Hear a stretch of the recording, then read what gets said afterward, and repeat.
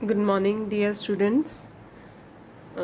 Today, as you can see, we are going to start the topic economic reforms. Actually, the topic is economic reforms since 1991, right? So, before we go on discussing this topic, we should discuss the term one by one. What is economic and what is reform, right? So, reforms is what? Any idea? Reform, okay. Reform is anything which is done for a transformation. ठीक है, कुछ भी हम नया करते हैं जिससे कुछ हम ट्रांसफॉर्मेशन करना चाहते हैं, मतलब जो चीज़ ऑलरेडी चल रही है उसको चेंज करने के लिए हम जो भी स्टेप्स ले रहे हैं, अगर वो जो स्टेप्स हैं वो हमारी इकोनॉमी से रिलेटेड है, मतलब जो इकोनॉमी के इंफ्रास्ट्रक्चरल चेंजेस हैं, अगर हम उस तरह के चेंजेस लेके आ रहे हैं अपनी इकोनॉमी में, ठीक है, ताकि जो हमारी इकोनॉमी का स्ट्रक्चर ही चेंज हो जाए, those kind of changes are called economic reforms. ठीक है, पहली बात. अब बात आ रही है कि इकोनॉमिक रिफॉर्म्स इन इंडिया. ठीक है, सो आज हम डिस्कस करने वाले हैं इस टॉपिक में इकोनॉमिक रिफॉर्म सिंस 1991. देखो, इंडिपेंडेंस के बाद की अगर हम बात करें तो इंडियन गवर्नमेंट ने टाइम टू टाइम रिफॉर्म लेके आने के लिए इकोनॉमिक प्लानिंग का पाथ अडॉप्ट करा. After independence Indian government adopted the path of economic planning for the economic development of the country and the main objective was to achieve the definite targets. हम already discuss कर चुके हैं beginning में कि जो अलग अलग प्लान्स थे, हर एक प्लान का एक ऑब्जेक्टिव था. कोई भी प्लान ऐसा नहीं था जिसका कोई ऑब्जेक्टिव नहीं है. हर एक प्लान का कुछ ना कुछ मेन गोल था. उस गोल को अचीव करने के लिए प्लान बनाया गया था. कभी फॉर एग्ज़ाम्पल कभी गवर्नमेंट का ऑब्जेक्टिव था कि हमें सोशल इक्वालिटी अचीव करनी है, लिटरेसी अचीव करनी है, पावर्टी रिडक्शन करनी है. ठीक है, हमें कह लो कि अनएम्प्लॉयमेंट को दूर करना है. सो ये सारे हमारे इकोनॉमिक प्रॉब्लम्स हैं. ये वो प्रॉब्लम्स हैं जो मैक्रो लेवल पे प्रिवेल करते हैं. इन सब प्रॉब्लम्स को दूर करने के लिए गवर्नमेंट इकोनॉमिक प्लानिंग बनाती रही है, 5 ईयर्स प्लान्स. ठीक है, तो वो जो 5 ईयर प्लान्स थे ऑलमोस्ट 4 डेकेड्स तक हमने बनाए. ठीक है, बट 1991 में जो मेरी मेजर पॉलिसीज़ थी they proved to be failure. Failure हुआ, एक बिग फेलुअर हुआ जिसे हमारी इंडियन इकोनॉमी के हिस्ट्री में इकोनॉमिक क्राइसिस के नाम से जानते हैं. It was a major crisis of year 1991. क्या प्रॉब्लम थी? In fact, the public sector was given top most priority, but private sector was ignored.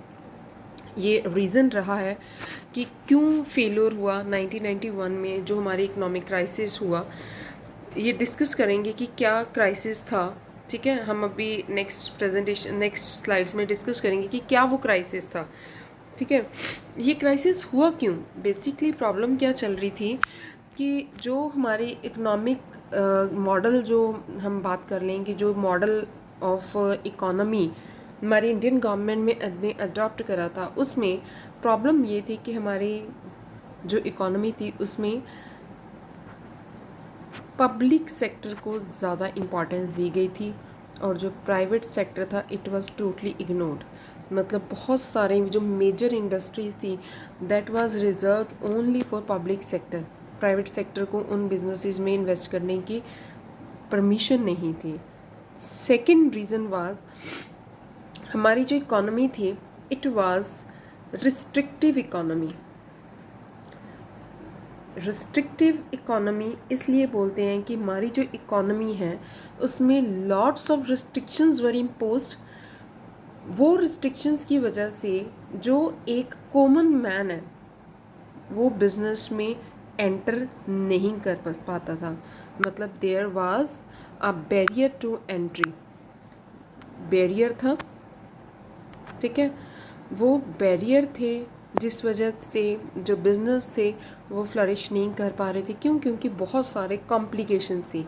Licensing system था, हम ऑलरेडी डिस्कस कर चुके हैं कि गवर्नमेंट ने लाइसेंसिंग सिस्टम रखा हुआ था कि आपको कोई भी बिज़नेस करना है, छोटे से बिज़नेस के लिए आपको लाइसेंस लेना पड़ेगा।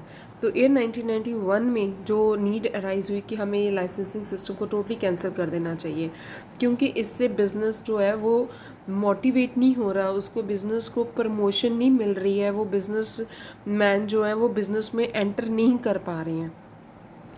थर्ड प्रॉब्लम वाज कि जो हमारी इंडियन इकोनॉमी थी उसका जो लेवल था दैट वाज कि हमारा जो बिज़नेस था इट वाज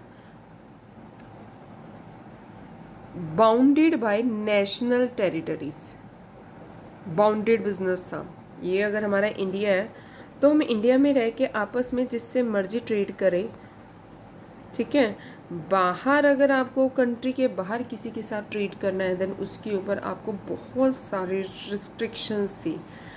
आप कभी एक कंट्री के साथ बिजनेस करना है तो उसके ऊपर एक्स्ट्रा ड्यूटीज़, बहुत ज़्यादा ह्यूज अमाउंट ऑफ टैक्सेस पे करने पड़ते थे।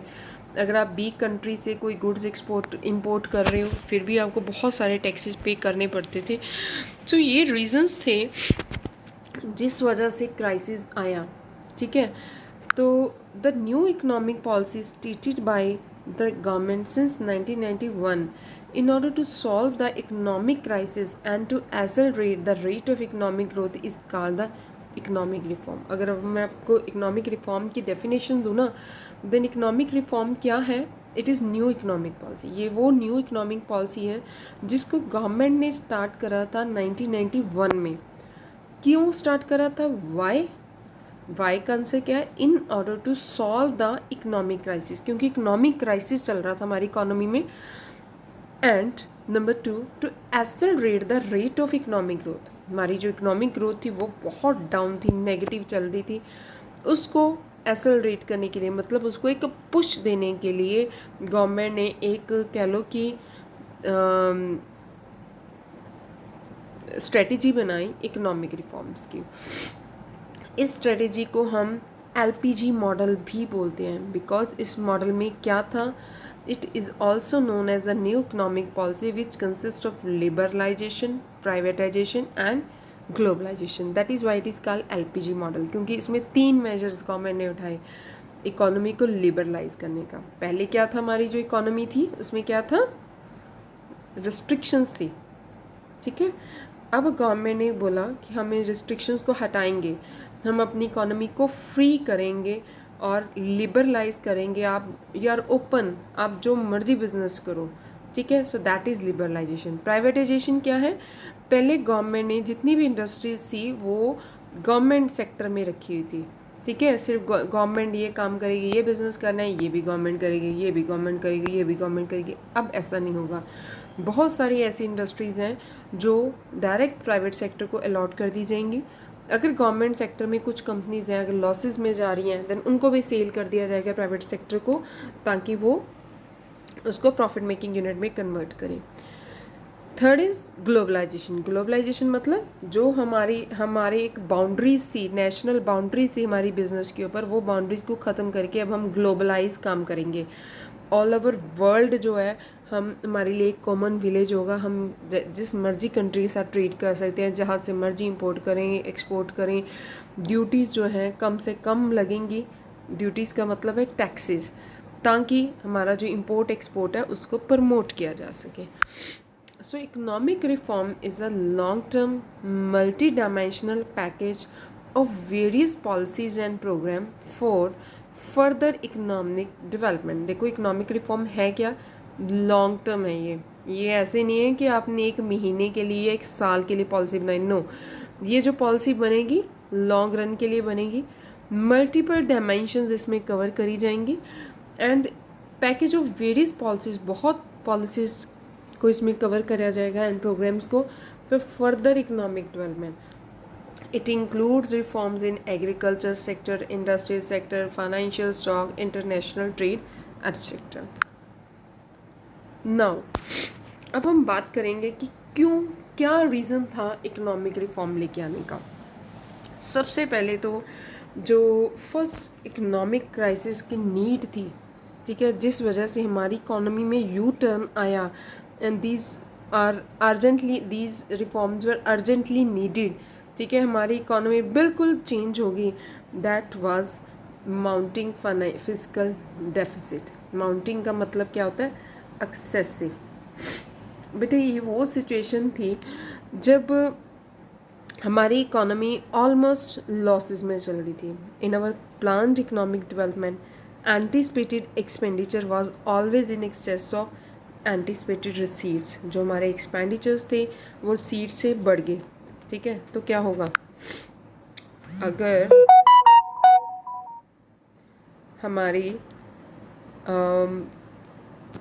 वी मे से expenses are more than revenues, at the time क्या होगा, जो एक्सपेंसेस हैं वो एक्सीड करके रेवेन्यूज़ कम है, हम क्या किस पोजीशन में हो जाएंगे?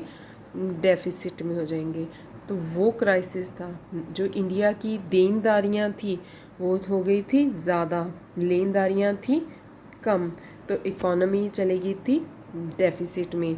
सो इट इंक्रीज टू, ये जो डेफिसिट है हर गवर्नमेंट का डेफिसिट होता है, but it increase to 8.5% of GDP in 1991 as against 5% in 1981-82। अगर हम 1981 का क्राइसिस की बात करें, 1981 में जो हमारा फिजिकल डेफिसिट था इट वाज 5%, एंड इन 1991 ये जो फिजिकल क्राइसिस है इट इंक्रीज टू 8%। सो ये हमारे लिए सबसे बड़ी प्रॉब्लमेटिक सिचुएशन थी। In order to meet with the deficit, government have to make certain public borrowings. Government को क्या करना पड़ता है? उधार लेना पड़ता है, ठीक है। दूसरी जो हमारी बिजनेस है या हमारी नेबरिंग कंट्रीज़ हैं उनसे बोरो करना पड़ता है, और उसके ऊपर ह्यूज रेट ऑफ इंटरेस्ट भी पे करना पड़ता है। क्यों? क्योंकि हमारे अब देखो एक्सपेंडिचर हमारे कम है, सॉरी एक्सपेंडिचर ज़्यादा है, इनकम कम है। इसका इम्पैक्ट क्या होगा? अब हम लोग एक्सपेंडिचर की पेमेंट कहाँ से करेंगे? ऑब्वियसली हमें कहीं ना कहीं से तो बोरो करना पड़ेगा ना। तो गवर्नमेंट अगर बोरो करेगी उसके ऊपर इंटरेस्ट भी तो पे करेगी, तो इंटरेस्ट पे करना एक बहुत बड़ी प्रॉब्लम हो जाती है गवर्नमेंट के लिए। तो गवर्नमेंट को ह्यूज अमाउंट ऑफ इंटरेस्ट पे करना होता है बोरिंग्स के ऊपर।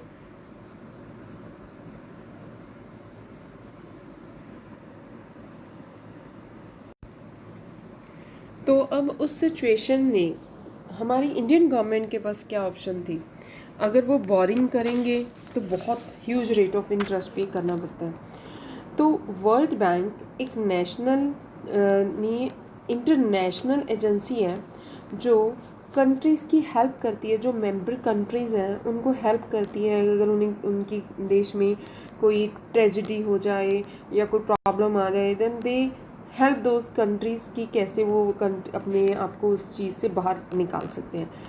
तो वर्ल्ड बैंक को इंडियन गवर्नमेंट ने रिक्वेस्ट करी कि आप हमें प्लीज़ $7 बिलियन का पैकेज दो, रिलीफ पैकेज दो, ताकि हम इस क्राइसिस से बाहर निकल सके। कौन सा क्राइसिस?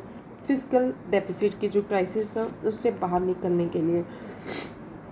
देन वर्ल्ड बैंक ने एक कंडीशन पे, वर्ल्ड बैंक एंड IMF ने एक कंडीशन लगाई हमारे ऊपर। वो कंडीशन क्या लगाई?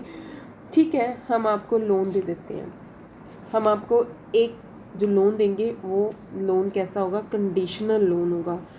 कंडीशनल लोन इसलिए होगा क्योंकि जब तक आप अपनी कंट्री में इकोनॉमिक रिफॉर्म्स को इंट्रोड्यूस नहीं करते तब तक हम आपको लोन नहीं देंगे। तो कह लो कि जो इकोनॉमिक रिफॉर्म्स लेके आना ये देश के लिए एक कह लो कि विदाउट एनी ऑप्शन हमें ये काम करना पड़ा। हमारे पास कोई और ऑप्शन ही नहीं थी कि जब तक हम LPG मॉडल को इंट्रोड्यूस नहीं करेंगे तो हम उस फिजिकल डेफिसिट से बाहर नहीं निकल सकते थे, क्योंकि हमारे पास कोई और ऑप्शन नहीं थी, राइट। नेक्स्ट जो रीज़न रहा इकोनॉमिक रिफॉर्म्स लेके आने का, that was balance of payment deficit, जिसे हम adverse balance of payment deficit बोलते हैं। एट दैट टाइम जब हमारा कह लो कि 1991 का क्राइसिस चल रहा था in India, balance of payment जो क्राइसिस था इट माउंटेड फ्रॉम 1980-81 में जो हमारा क्राइसिस था, कह लो बैलेंस ऑफ पेमेंट की पोजीशन थी, इट वाज ₹2214 करोड्स, ठीक है, negative balance. This was negative balance. Negative का मतलब क्या है? बैलेंस ऑफ पेमेंट पोजीशन क्या होती है? हम इंपोर्ट करते हैं अपनी इकोनॉमी में, ठीक है, एंड एक्सपोर्ट करते हैं। जब हम इंपोर्ट करते हैं देन उसके लिए पेमेंट देनी होती है, ठीक है। जब हम एक्सपोर्ट करते हैं तो उसके बदले में हमें पेमेंट रिसीव होती है। जब हमारा जो इंपोर्ट है इट एक्सीड्स द एक्सपोर्ट, ठीक है, इसका मतलब क्या है कि आपकी जो पेमेंट्स है वो बढ़ गई और इनकम है वो कम हो गई। एट दैट टाइम आपका बैलेंस ऑफ पेमेंट क्राइसिस आ जाएगा, ठीक है। ईयर 80-81 में जो हमारा बैलेंस ऑफ पेमेंट क्राइसिस था it was 2214 crore rupees which increased to, ये क्राइसिस कितना हो गया, 17,367 करोड़ इन 1991, ठीक है। तो अब देखो, to meet this deficit government had to depend upon the external borrowings, ठीक है। तो गवर्नमेंट को दूसरे देशों से उधार लेना पड़ेगा एंड जो ऑलरेडी जो हमारी बोरिंग्स थी बहुत ज़्यादा चल रही थी, तो it also involve interest burden on the foreign debts in India was further caught in international liquidity crisis. तो अब इंडिया, एक तो डोमेस्टिक लेवल पे इंडिया क्राइसिस में चल रहा था, ठीक है, फिजिकल डेफिसिट इंटरनल इकोनॉमी में था, अब बैलेंस ऑफ पेमेंट का क्राइसिस आ गया, मतलब इंटरनेशनल लिक्विडिटी ट्रैप में हम फंस गए। इतनी बुरी हालत इंडिया की हो चुकी थी कि अब हम इतने बड़े क्राइसिस में फंस चुके हैं और इंडिया डिमांड कर रहा है रिलीफ पैकेज की from the world bank and IMF eight that time. तो वो इतना शुक्र है कि उन्होंने हमारा हाथ पकड़ लिया और हमें फंडिंग कर दी। तो अब उनकी जो कंडीशंस थी हमें माननी पड़नी थी। We have no other options rather to go with the LPG model, right. So देखो, नीड डिस्कस करना बेटे बहुत ज़रूरी है कि इकोनॉमिक रिफॉर्म हम डिस्कस करेंगे नेक्स्ट क्लास में। आज की क्लास में हम यही डिस्कस करें कि नीड क्या थी, क्यों इकोनॉमिक रिफॉर्म आए। फर्स्ट वाज फिजिकल डेफिसिट, मतलब इंटरनली भी हमारी जो फाइनेंशियल पोजीशन थी डगमगा गई थी, इंटरनेशनल लेवल पे भी हमारी पोजीशन डाउन थी। Third reason was gulf crisis. Gulf crisis was what actually in year 1991 Iran and Iraq में आपस में लड़ाई लगी हुई थी। मैं आपको बताती हूँ कि गल्फ़ क्राइसिस क्या है। ईरान इराक की जो आपस की लड़ाई थी तो उससे गल्फ़ क्राइसिस आया। ये गल्फ़ क्राइसिस गल्फ़ कंट्रीज़ की वजह से आया था। ईरान एंड इराक की जो कंट्रीज़ हैं इनको गल्फ़ कंट्रीज़ भी बोलते हैं। It led to sharp rise in petrol prices. Petrol के प्राइसेस बढ़ गए जिस वजह से हमारा जो इम्पोर्ट है वो हमारा महंगा हो गया, क्योंकि हमारा 90% जो इम्पोर्ट है वो पेट्रोलियम प्रोडक्ट्स का ही है। So our exports to Gulf countries fell sharply, क्योंकि एक्सपोर्ट बंद हो गए उन कंट्रीज़ के साथ, क्योंकि उनमें तो आपस में लड़ाई लग गई है। एक्सपोर्ट अब देखो हो नहीं रहा, एक्सपोर्ट हमारा हो गया डंप। जो हमने इंपोर्ट करना था वो हो गया महंगा, कॉस्टली हो गया, क्योंकि पेट्रोल महंगा हो गया। एट दैट टाइम हमारी जो बैलेंस ऑफ पेमेंट पोजीशन थी वो फर्दर जो है डाउन होनी शुरू होगी। दैट वाज द रीज़न कि गल्फ क्राइसिस ने भी हमारी जो बैलेंस ऑफ पेमेंट पोजीशन को एडवर्स करा था। सो देखो, इंटरनेशनल लेवल पे अगर जो कह लो कि एनवायरनमेंट स्मूथ नहीं रहता, पीसफुल नहीं रहता, तो उसका इम्पैक्ट हमारी अपनी इकोनॉमी में पड़ता ही पड़ता है, right. Next reason was rise in prices. अब राइज इन प्राइजेस क्या है? राइज इन प्राइजेस का मतलब होता है बेटे इन्फ्लेशन। जब आपकी इकोनॉमी में जो रूटीन की चीज़ें हैं उनके होलसेल प्राइजेस में जंप आता है, इंक्रीज़ आता है, उसे हम बोलते हैं इन्फ्लेशन या राइजिंग प्राइजेस, ठीक है। अगर हम बात करें कि हमारी जो इन्फ्लेशन है 1960 में, देखो इन्फ्लेशन होनी बुरी बात नहीं है, बिकॉज इन्फ्लेशन होने का मतलब है कि आपकी इकोनॉमी जो है ग्रो कर रही है। एटलीस्ट आपकी इकोनॉमी ग्रो कर रही है तभी चीज़ें महंगी हो रही हैं। बट अगर जो इन्फ्लेशन है आउट ऑफ द रेंज हो जाए, मतलब एक लिमिट के बाहर जाके अगर आपकी जो चीज़ जो ज़रूरत की चीज़ें उनके प्राइसेस बढ़े, then it is stressful position. 1960 में जो इन्फ्लेशन रेट चल रही थी इट वाज 6.7%। 6.7% के रेट के हिसाब से चीज़ों के रेट बढ़ रहे थे एंड इट इंक्रीज टू 16.7% इन 1991। 1991 में 16.7% तक आपकी जो इन्फ्लेशन, हमारे देश की इन्फ्लेशन बढ़ गई। सो इसका मेन कॉज क्या था? Supply of money and shortage of essential goods. Physical crisis हमारा चल रहा था ऑलरेडी, कॉमन मैन की रीच में नहीं थी छोटी छोटी चीज़ें, तो क्या था, चीज़ों के रेट बढ़ने शुरू हो गए। मतलब हर चीज़ ने, कह लो ना, जैसे तेल में आग में तेल डालने वाला काम करा कि इधर से हमारे अपने देश हमारी पोजीशन डाउन थी, फिर उधर से गल्फ़ क्राइसिस भी राइज हो गया। गल्फ़ क्राइसिस, इन सब चीज़ों ने प्राइजेस को भी बढ़ाया। तो क्या हुआ, इन सब चीज़ों ने तेल डाला जो हमारी फाइनेंशियल क्राइसिस में, और तेल डाला poor performance of public sector units ने। जो पब्लिक सेक्टर यूनिट्स थे वो भी बहुत पुअरली परफॉर्म कर रहे थे। मतलब कंटिन्यूसली जो पब्लिक सेक्टर यूनिट्स थे, गवर्नमेंट सेक्टर के जो यूनिट्स थे, वो लॉसेस में चल रहे थे। कहते हैं कि इट इज़ सेड दैट कि टिल 1991 की जो return of public sector units थी इट वाज नेग्लिजिबल। मतलब they were not making any kind of profit, so it was a need of R to shift the interest on private sector instead of public sector। so ज़रूरत थी, देखो government के पास पैसा कहाँ से आएगा? Government जो बिज़नेस कर रही है, अगर वो प्रॉफिट देंगे तो ही उस प्रॉफिट को गवर्नमेंट चैनलाइज करेगी ना कहीं पे लगाएगी। अब प्रॉफिट दे नहीं रही, मतलब जो सोर्स ऑफ इनकम है वो तो डाउन हो गया, डंप हो गया, एम्प्लॉयज़ अच्छे से काम नहीं कर रहे हैं, लॉसेज में चल रहे हैं जो पब्लिक सेक्टर यूनिट्स हैं, तो पैसा कहीं से आ नहीं रहा, खर्चे गवर्नमेंट के बढ़ गए, तो गवर्नमेंट ने क्राइसिस में ही जाना था। There was no other option.